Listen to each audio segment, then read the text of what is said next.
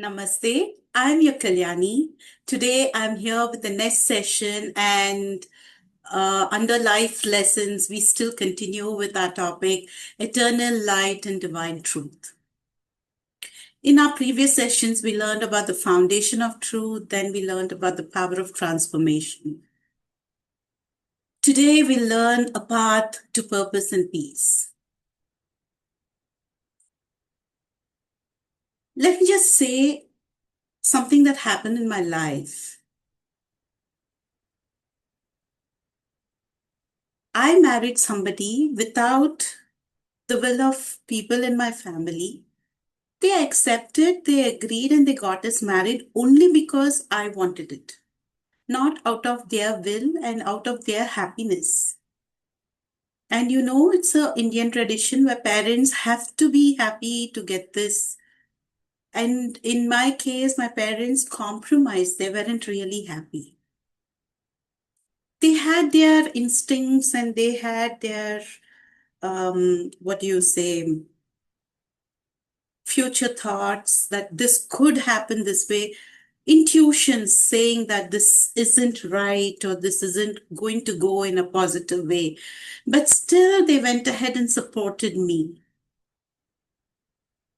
And when I moved out with separation and I was going through divorce, there were a whole lot of people who came and condemned me, saying, "You deserve it because you married a person whom you shouldn't have. You deserve this." That was the phase in my life where I used to beat myself up, literally. There were functions where I used to go and people used to treat me like I'm an untouchable. There are people who said I'm not supposed to attend functions like these because I was a divorcee by then.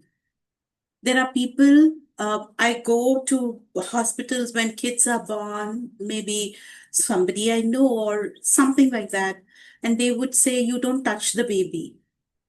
All your bad luck will be poured onto the child." Somewhere I started believing what people started saying. I started living in that.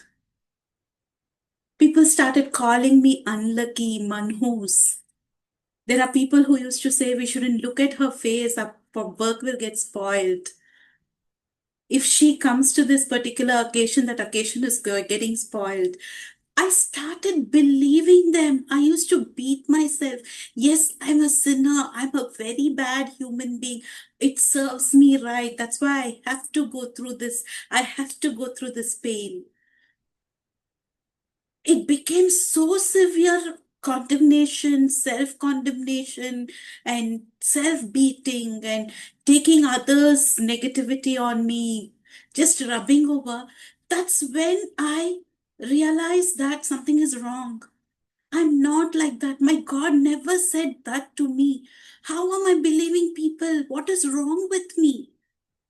That pause, I stopped and I first said, "No, this is not correct." Then I watched the movie and that changed my perspective. First thing I realized is I shouldn't beat myself up. I'm a human being. I'm prone to do mistakes. I should forgive myself. The intention behind doing that mistake is what that matters. I went with a good intention, rather a great intention to make a life. It didn't work out, it broke. I will not blame the other party as well.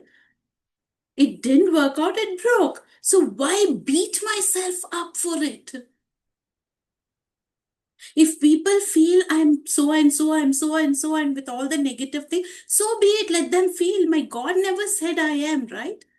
Show me one place where my God said I am like that. I started questioning myself. The first thing I did was got into peace with God.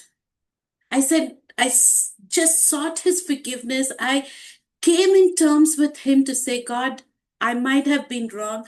Forgive me. If it was my mistake, if I was the reason for this marriage to have failed, or if I was the reason for everything that happened into my life for this to happen, please forgive me. I'm human enough to accept my mistake. Please forgive me.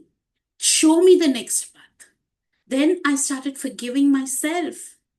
If I'm wrong, I accept my mistake and I have to correct myself. So wherever I could correct myself, wherever I felt I need to correct myself, wherever I was shown I had to correct myself, I have done that. Next is to be in peace with everybody. People who love you, to come in terms with them, to seek their forgiveness, to get on terms with them, it's very easy. But people who don't even consider you as a human being, how will you break that ice? And I had to, that was the biggest learning. That's where my knowledge of truth and the power of transformation came into picture. That became a path and a purpose for me. And once I achieved that, it didn't happen overnight.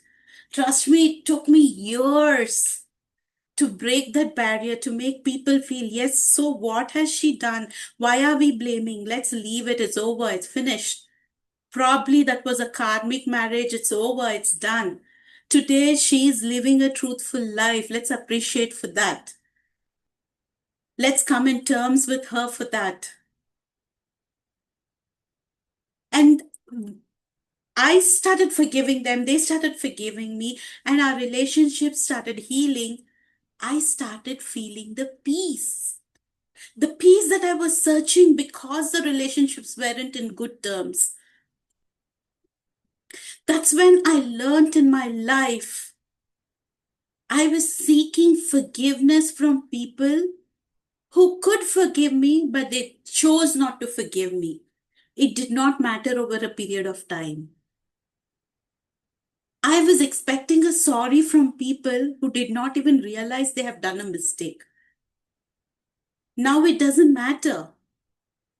It doesn't matter. What matters for me is He is the center of my life. When I say He, it's my God.